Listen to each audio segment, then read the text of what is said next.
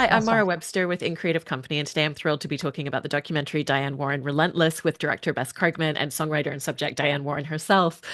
Bess, I wanted to start with a question for you, and I've heard you describe that the first time that you met with Diane, before you were even filming and there with cameras, that you really felt like some of the things that she was talking about weren't things that are easy to just search up on the internet and find, and that Hmm. kind of gave you an idea of the type of film you would be able to make with her. And I was interested in kind of like how that really shaped the idea of the way that you ended up wanting to tell this story and working with her. So that's a great question. When I first met You you, probably hated me. uh, no, we clicked, and but I did tell her, I said, if you want this to be a puff piece, then I'm not the director for you. No wonder I didn't want you.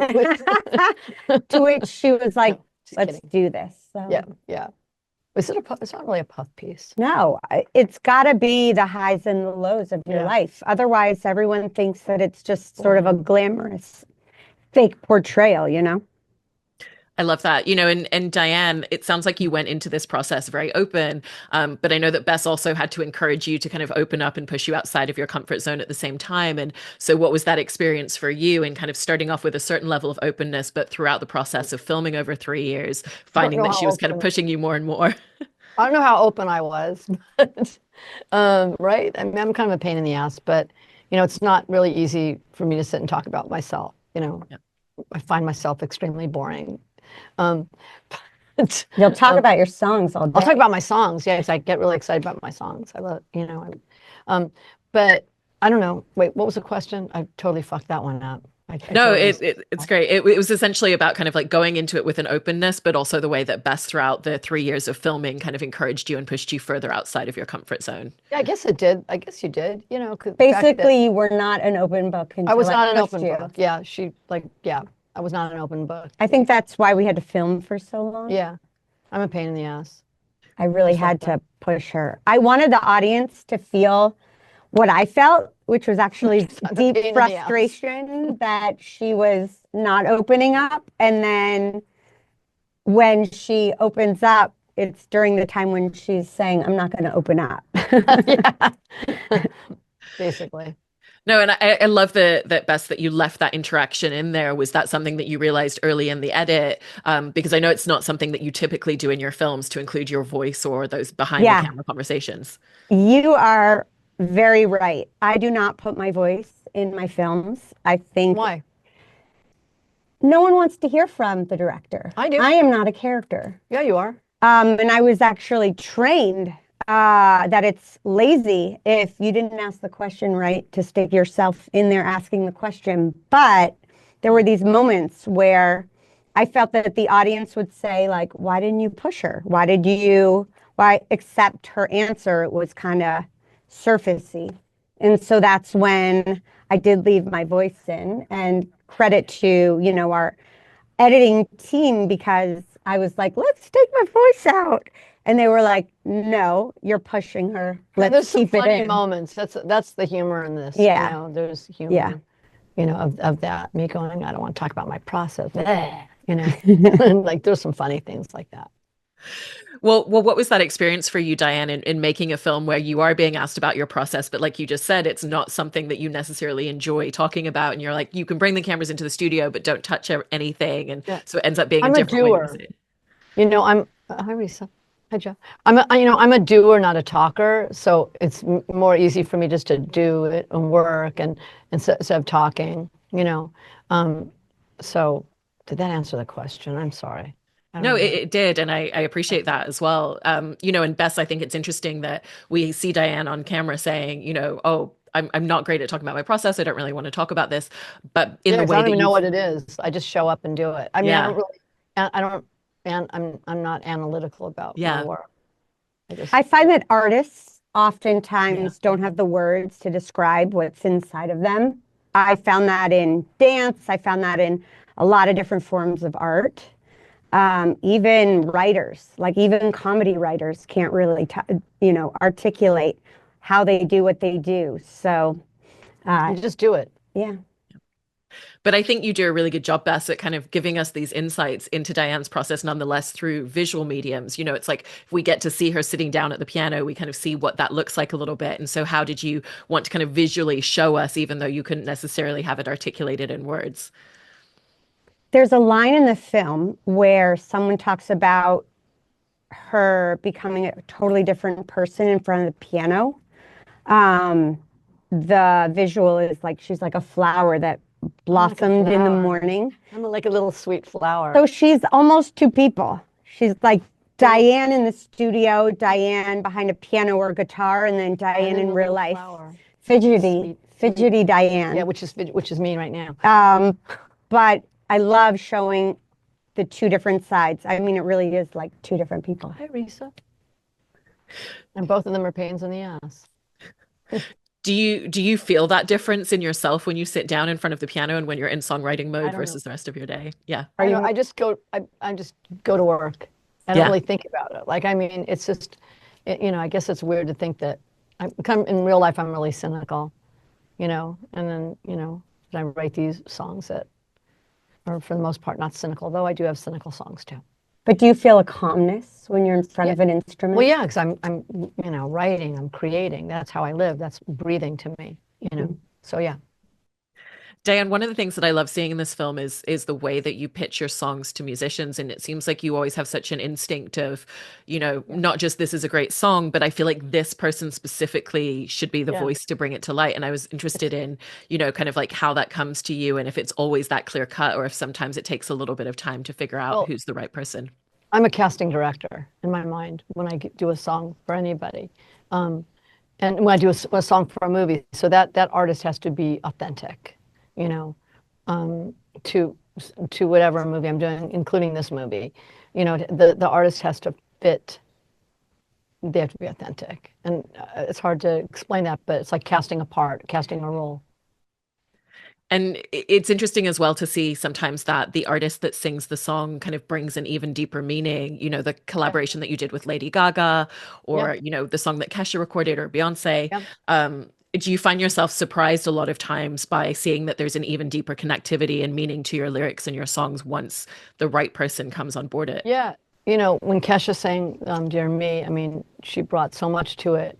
Right now this is a great time, and I have a song called The Journey from the movie The 688 that just got shortlisted yesterday for the Oscars, and her is the singer that sang it in this very room.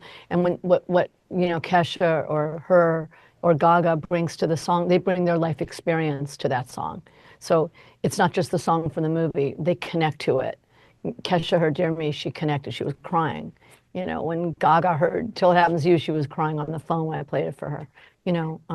So when I played, Gabby, when I played the song at the piano, she was just like, she literally goes, I have to do this song. And I taught it to her, and she literally did it in, 3 hours, like that whole performance and guitar and piano. So you get, you get lucky, it's not just luck, because it's when you find that right artist, for the right song, in everything. That's what I'm really good at, is finding that right artist in that song and combining. But then when you're doing it for a movie, it's a whole other thing. Then it adds another dimension to it, and it becomes, that person is a character in that movie. I love it. And congratulations on the Oscar shortlist for that song as well. It's such a great song. SCL nominated as well today, which is Society of Lyricists and Composers. Amazing. It's all good. So, and it's kind of interesting. We're talking about my journey, and my song is the journey. It's interesting. Yeah. Bess, it's also interesting because, that narrative arc that is part of the story is, Diane and having more nominations than any other woman in any category over the years, and that record continuing to climb. Not a lot of guys doing that either. Actually, any human. Yeah. It's amazing. But, I love kind of seeing that arc in the film and those conversations. And I know that when you were filming, with the course of time, you actually filmed 3 kind of iterations of Oscar cycles and slumber parties the night before nominations. Yeah, I've been going. 16. You want to do another one? I met her. You want to do another one? Always, I'm filming. Yeah. Well, this year the sleepless sleepover. There'll be another one this year. Yeah, a lot of drama.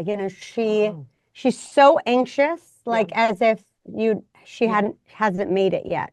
Yeah. So Yeah. it's sort of refreshing to see I'm not jaded. someone accomplished. I feel like I haven't even done anything yet. That's not weird. I know I have, but It's not a facade. no, it's not. Like actually, she's Like I just want to, like quaking, you know, like Yeah. really Yeah. freaking out. Yeah. And it's legit. So. yeah, it's real. Yeah.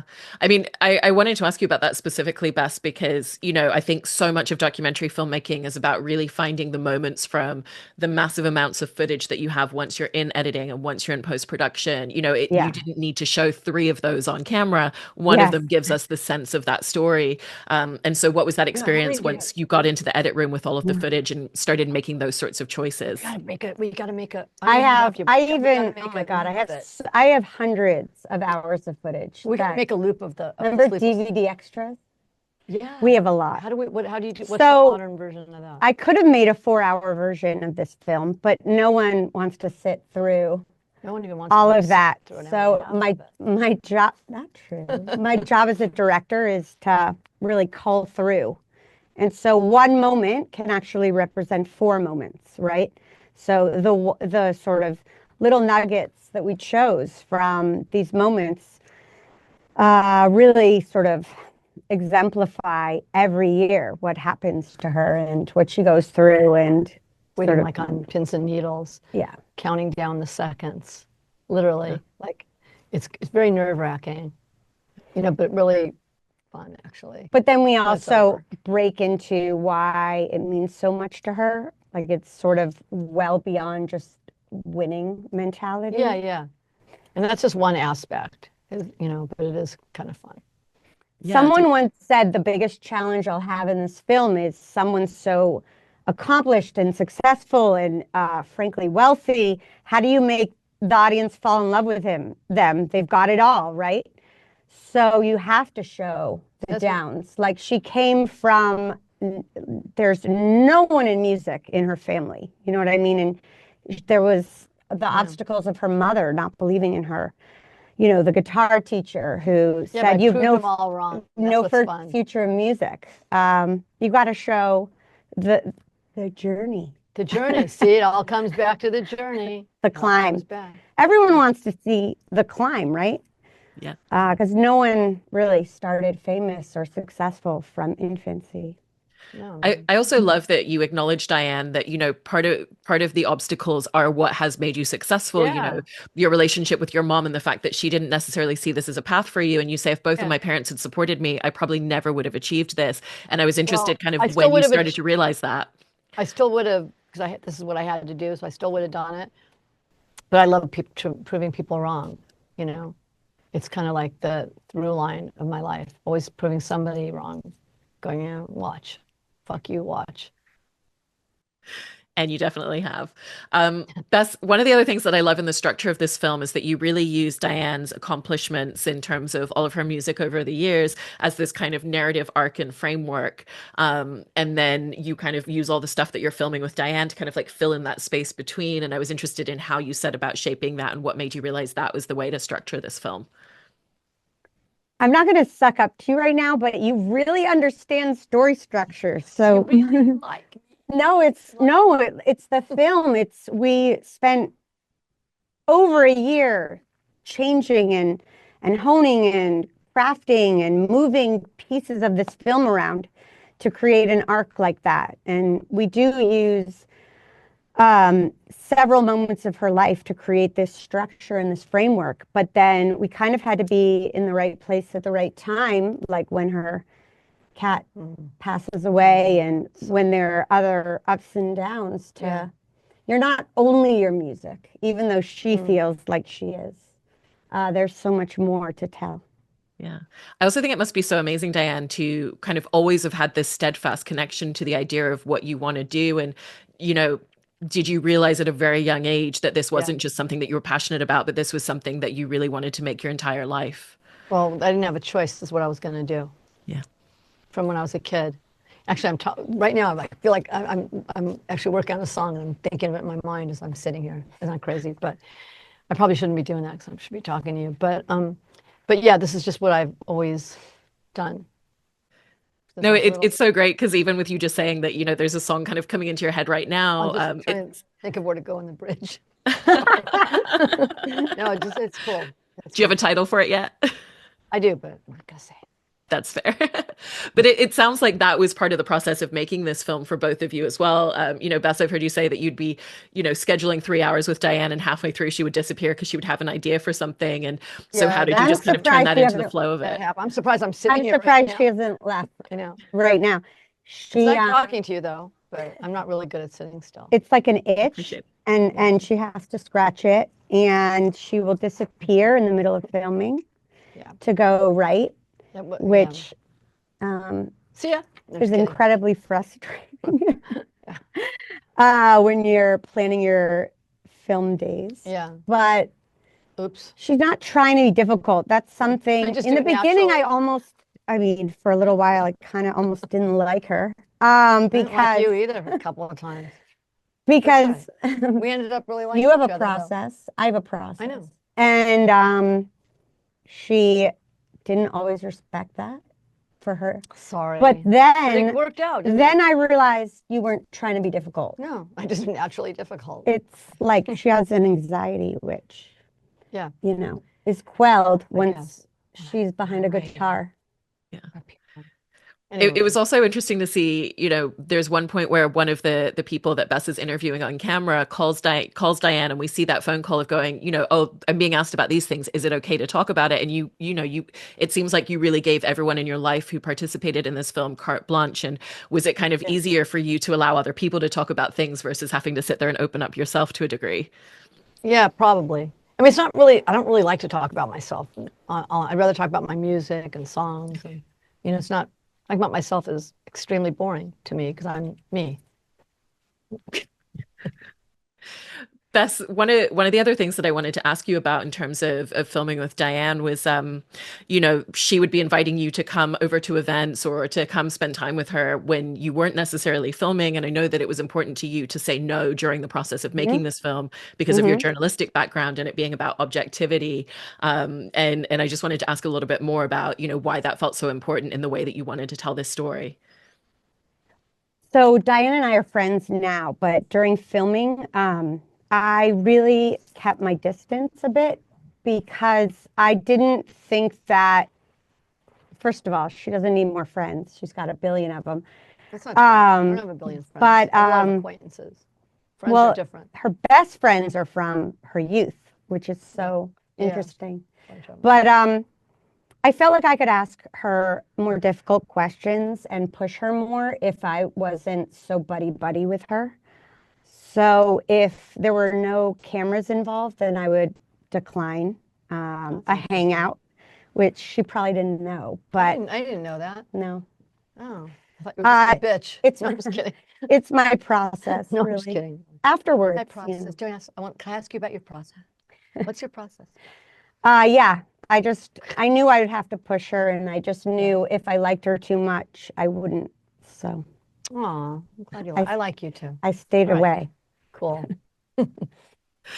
Diane, I also really like the way that you kind of describe the process of writing songs as being kind of like these passports to different experiences and seeing the world and all of these moments. And I just wanted to ask kind of like what that feels like to kind of step into all of these different setups and kind of seeing yourself as the character as you're writing these songs.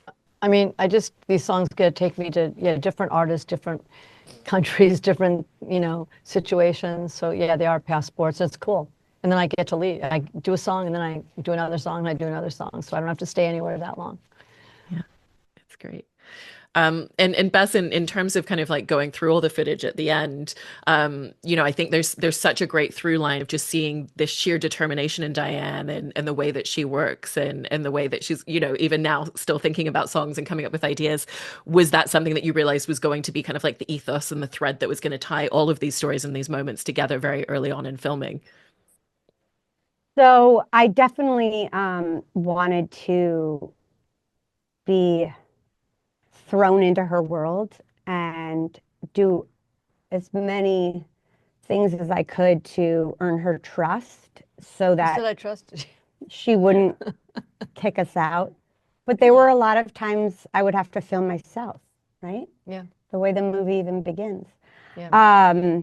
I'd have to film myself just because I think intimacy opens her up and made for some really fun moments. So again, this is why I think it took 3 years was finally she was opening up and showing little moments of her world, her cave where she writes all of her music, which is not all of it. I work a lot there of it. Yeah, a lot of it. I work a lot there, and then I work here which too. is cloaked in superstition. Yeah. I mean, that's why you haven't cleaned Or it I'm since just lazy. 1989.